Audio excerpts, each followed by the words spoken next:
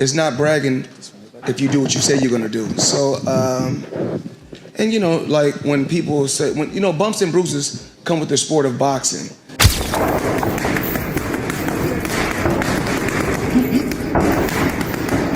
I'm telling you, this version of Tank is gonna be dangerous, bruh. If you know about boxing, come on, it is Gervonta Day. Floyd Mayweather is reportedly shocked by Gervonta Davis's intense training ahead of the Lamont Roach rematch. Davis looked terrifying as he unleashed fast combination punches in camp. His sharp movement and power have stunned even longtime supporters, signaling he's entering the rematch with serious intent to dominate completely. Lamont Roach in training camp, ready for one of the biggest rematches in 2025 against Gervonta Tank Davis, one of the biggest faces. What a man. While Gervonta Davis trains intensely, Lamont Roach is also putting in hard work at camp. Both fighters are preparing seriously for their rematch, pushing their limits to sharpen skills and build strength. This dedication from both sides promises an exciting and fiercely competitive showdown in the ring. He wants to do therapy. He wants to do real estate. They want to say he wasn't all in because him and Roach are friends, and he's going to be focused for the second fight. A lot of excuses. They want to say it's because of the braids, you know, the oil getting in his eye. Whatever. This is what really happened.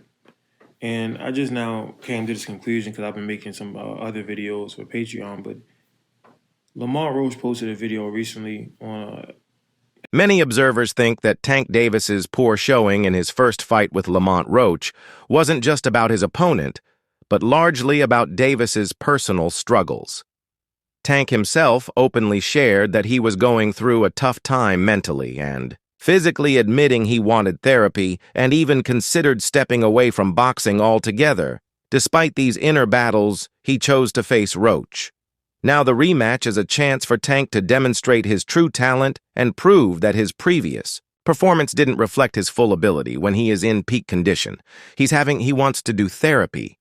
I don't know if Lamont Roach exposed weaknesses of Tank Davis. It very much reminds me of Rolly Romero versus Ryan Garcia. What Roach did, Rolly was doing the same thing. He ended up implementing it better against Ryan Garcia. Tank was having huge issues, and that's the Black Two Sugars. Watch me call that fight. I started laughing. I couldn't believe it because all he was patient with good power. All Roach was patient. He stayed focused. That's why him drinking and partying and shit is messing with me, because he beat him here. He stayed so damn focused, and he knew when Tank was going to punch. He knew when not to punch, and when he countered Tank, he rocked Tank. Tank got rocked at least twice that fight. The first fight clearly revealed some cracks in Tank Davis's armor as Lamont Roach identified and exploited weaknesses in Tank's defense and stamina. The upcoming rematch is pivotal, as it will uncover whether that initial bout was simply an off night for Tank, or if his power and effectiveness have diminished over time. The pressure is high for Tank to reclaim his status and silence critics questioning his strength and readiness. When is Gervonta Davis going to go somewhere in the pound for pound? Anui deserve to be in the pound for pound? Absolutely. Do Terrence Crawford deserve to be in the pound for pound? Absolutely. But what about Gervonta Tank Davis? I mean, he deserved to be somewhere also in the pound for pound. Why don't they give him that credit? Because he was affiliated with me. Floyd Mayweather has been skeptical about the legitimacy of Tank Davis's power. However, recent training videos showing Tank's intense drills and explosive combinations have visibly surprised Mayweather. The footage reveals a fighter more focused and potent than many expected, forcing Floyd to reconsider his doubts and acknowledge Tank's evolving skill set and readiness to perform at a high level. When Floyd left Bob Arum, it's good for them to do it and become their own boss. And then if another guy does it, it's not good for the sport. He's disloyal. And what's wrong with Tank saying he want to be his own boss? And honestly, I've been there. The relationship between them two is very toxic. It's a toxic relationship. It's up and down and up and down. And I'm not going to elaborate everything that I know, but it's a very toxic relationship. And that's why when I tweet stuff, I don't tweet often, but when I tweet, I may fire off 50 tweets in the day. And that's why when I tweeted certain things about the relationship, Tank retweeted it because he knows. Like, I'm not just going to say what it is. It's a very toxic relationship. It's back and forth. And I think it will serve him best to go and be his own boss. The connection between Floyd Mayweather and Tank Davis has been strained for years. Marked by disagreements over career choices and training methods, Floyd openly expressed reservations about Tank taking the rematch with Roach, believing it was a risky move. Yet after watching Tank train for this fight, Floyd appears taken aback by the level of determination and focus. Tank shows Davis knows this bout is crucial to preserving his reputation. A loss this time would leave no room for excuses, making the stakes higher than ever. People keep saying like Lamont dang near like beat Tank like clean. Like basically like we seen it like, yeah, he did Tank that one, but like Tank was limping out the ring. Bro, he didn't even get over on Tank for real. Y'all only saying that because Tank took the knee. And when Tank took the knee, it wasn't how like Ryan Garcia was when he took the knee once Tank went to his body. It was like, dang, like I'm taking him to get right back up. Can you do that in boxing? No. But y'all can't say that basically that, oh yeah, he won because of the knee. That shows that people just want to see Tank lose, bruh. Because y'all betting y'all money on basically Tank losing because of that knee. Yes, it was a good fight. Yes, I'm not gonna lie. Lamont was defending himself like he's skilled. But, bro, he ain't walk all over Tank. Tank, bro, if y'all go back and watch the highlights, I just watched the highlights last night.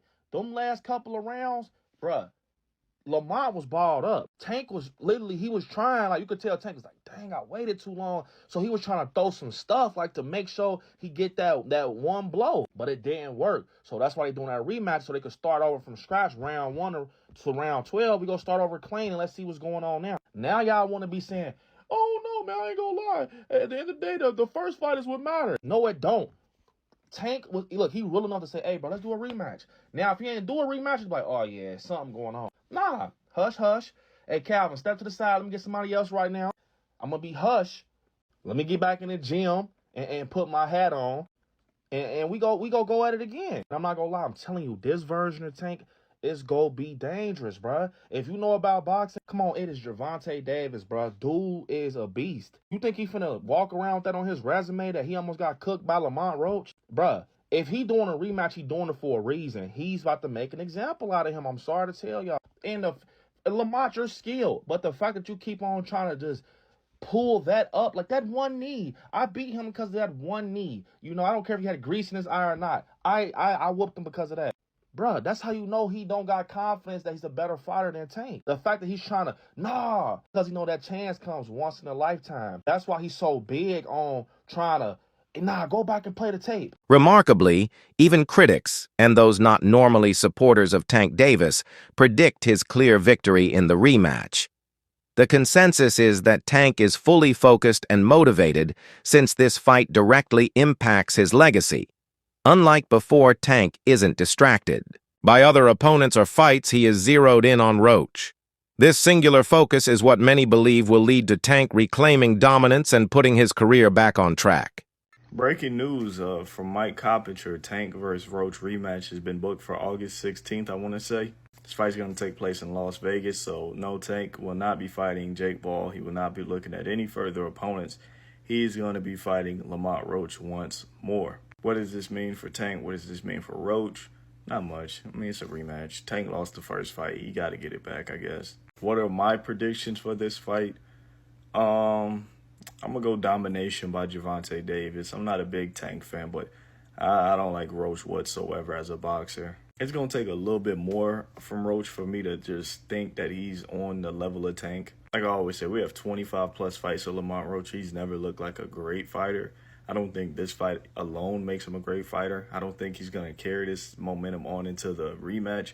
I'm going to go Gervonta Davis, brutal, typical knockout fashion. I'm expecting Roach to vacate his 130 title, stop holding up that division. I'm expecting him to make a legit campaign at 135 after being knocked out. But you guys let me know, who do y'all got in the rematch? Did you even want to see this rematch?